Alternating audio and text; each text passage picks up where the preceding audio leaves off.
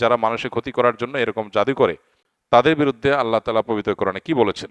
আমাদের পরিবারে পুরুষদের উপরে অনেক আগ থেকেই কালো জাদু করা হয়েছে এবং তিনি তখন জিজ্ঞাসা করেন আমাদের মধ্যে বর্তমানে কোনো ক্যান্সার রোগী আছে কিনা। যেহেতু অনেক আগেই কালো জাদু করা হয়েছে তাই সেটি দূর করা নাকি অনেক কষ্টকর হবে। কোরআন ও হাদিসের আলোকে আমি এর সমাধান চাচ্ছি, যাতে আমাদের পরিবারে কেউ ক্ষতিগ্রস্ত না হয়। তার জন্য কি করণীয় দয়া করে জানাবেন।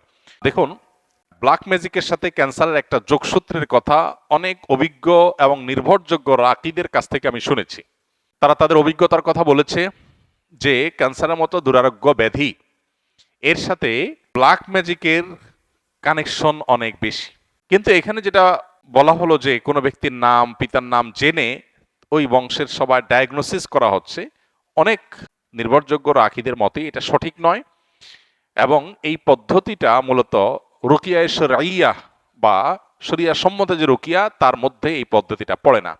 রুকিয়া শরঈয়ার সবচাইতে সহজ এবং স্বাভাবিক পন্থা হলো ডায়াগনোসিসের, যে কোরআনে কারিমের তেলাওয়াত, রুকিয়ার আয়াতগুলোর তেলাওয়াত এবং এ জাতীয় বিষয়াশয়গুলো যখন করা হয় তখন রোগী তার মধ্যে একটা অবস্থার পরিবর্তন হয়, অস্থিরতা আর না হলে প্রশান্ত অনুভব করা, এগুলো দেখে মোটামুটি রাকিরা নিরূপণ করেন যে সে এফেক্টেড কিনা।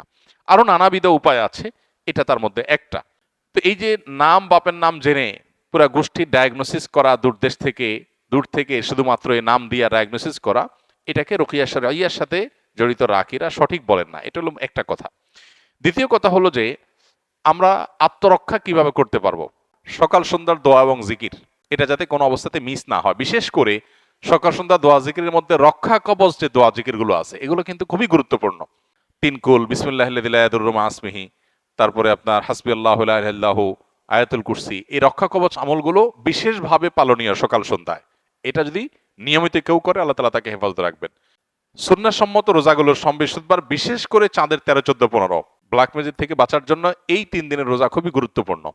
রোজা এখন ডাক্তাররাও রাখতে বলে, স্বাস্থ্যের জন্য ভালো।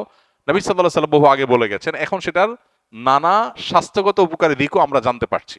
অতএব আইয়াম বীজের রোজাগুলো রাখলেও সেহের ইত্যাদি থেকে, ব্ল্যাক ম্যাজিক ইত্যাদি থেকে আল্লাহ তাআলা হেফাজত রাখবেন। তৃতীয়ত, বাসা বাড়িতে কোরআনে কারিমের তেলাওয়াত, এটার পরিমাণ আমাদের বাড়ানো দরকার। আমরা অনেকেই আছি বাসা বাড়িতে কোরআন তেলাওয়াত করি না। মোবাইলে ইউটিউবে সারাদিন আমরা এই ভিডিও সে ভিডিও দেখি, সেগুলোতে ব্যাকগ্রাউন্ডে মিউজিক বাজে, আমাদের খবরও নাই। যে বাসায় মিউজিক বাজবে সে বাসায় শয়তান আসবে, মানুষ এফেক্টেড হবে, নানাভাবে আক্রান্ত হবে, এটা খুব স্বাভাবিক। এই জন্য ওই পথগুলো বন্ধ করতে হবে আর কোরআনে কারিমের তেলাওয়াত বাড়াতে হবে।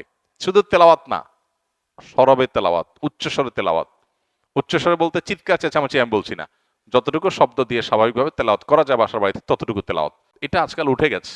যারা নিয়মিত তেলাওয়াত করেন তারাও আস্তে আস্তে তেলাওয়াত করেন, আর অনেকে বাসা বাড়িতে তেলাওয়াতই করেন না।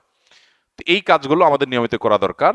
এর বাইরে আরো বেশ অনেকগুলো গাইডলাইন দেওয়া আছে আমাদের ওই লিফলেটে। ইনশাআল্লাহ লিফলেটটা আপনার আগামী সপ্তাহ থেকে আশা করি পেয়ে যাবেন। আল্লাহ তাআলা আমাদের সবাইকে এ জাতীয় সব অসুবিধা থেকে, দুরারোগ্য ব্যাধি থেকে, মুসিবত থেকে হেফাজত রাখুন।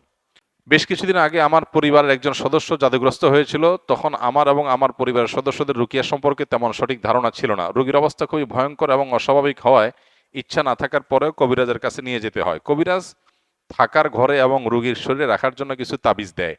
কিন্তু আমি আপনার এবং আরো আলেমদের বক্তব্য দেখেছি এই ধরনের পরিস্থিতি থেকে পরিত্রাণ পাওয়ার জন্য বাড়িতে বেশি বেশি আয়াতুল কুরসি, সূরা বাকারা, ইখলাস, ফালাক, নাস তেলাওয়াত করতে এবং অডিও প্লে করতে বলেছেন। সেই অনুযায়ী আমল করেছি পরিবারের সকলে।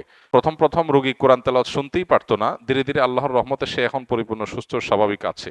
এখন আমার প্রশ্ন হলো, আমরা যে তাবিজগুলো আনলাম এতে করে কি আমাদের শিরকের পাপ হয়েছে কিনা? শিরকের পাপ হয়ে থাকলে ক্ষমার জন্য করণীয় কি? যারা মানুষের ক্ষতি করার জন্য এরকম জাদু করে তাদের বিরুদ্ধে আল্লাহ তাআলা পবিত্র কোরআনে কি বলেছেন? শেষটার কথা আগে বলি। যারা কাউকে ব্ল্যাক ম্যাজিক করে, জাদু করে, জাতীয় তাবিজ কবজ করে, মানুষের ক্ষয়ক্ষতি করার চেষ্টা করে, অনেক সময় আপোষের তাবিজ করে, তারা সবাই গুনাহে লিপ্ত। এবং যারা এই জাতীয় জাদুর কাজ করে, সে জাদুকর, তারা ইসলামী শরিয়ার বিচারে মৃত্যুদণ্ড পাওয়ার মতো অপরাধে লিপ্ত। অর্থাৎ ইসলামী বিচার ব্যবস্থা থাকলে ইসলামী আদালত, বিচারিক আদালত তাদের মৃত্যুদণ্ড ঘোষণা করবে। এই রকম জঘন্য অপরাধ তারা করে, কারণ এর মাধ্যমে একটা মানুষকে শেষ করে ফেলা হয়। ব্ল্যাক ম্যাজিক সম্পর্কে যারা এই মুসিবতে পড়েছেন তারা হাড়ে হাড়ে টের পাচ্ছেন এটা কি জিনিস। নবী সাল্লাল্লাহু আলাইহি ওয়াসাল্লাম পরিষ্কারভাবে বলেছেন, এইটা ওটকে হাড়ি পর্যন্ত আর মানুষকে কবর পর্যন্ত পৌঁছায় দেয়। ব্ল্যাক ম্যাজিক বা কালো জাদু, এটার ফলে ওটের মধ্যে যদি বদনজর লাগে অথবা ব্ল্যাক ম্যাজিক লাগে, এই বদনজর ব্ল্যাক ম্যাজিক এগুলো ওটকে অসুস্থ করতে করতে একটা সময় এমন পর্যায়ে নিয়ে যায় যে জবে করে তাকে খেয়ে ফেলতে হয়, হাড়ি পর্যন্ত চলে যায়, বাঁচার অবস্থা থাকে না। আর মানুষ বদনজর এবং সেহের এগুলোর কারণে অসুস্থ হতে হতে হতে একসময় কবর পর্যন্ত চলে যায়। তো এই জন্য যারা এই কাজগুলো করে তারা শুধু কবিরা গুনাহে লিপ্ত তা নয়, বরং মানুষ হত্যার যে অপরাধ ক্ষেত্র বিশেষে তারা সে অপরাধে অপরাধী, এবং তার চাইতে আরো জঘন্য, শুধু মানুষ হত্যাই করছে না, একই সঙ্গে শিরকেও তারা লিপ্ত, কারণ এখানে শয়তানের সাহায্য নেওয়া হয়, বিশেষ করে ব্ল্যাক ম্যাজিকের ক্ষেত্রে।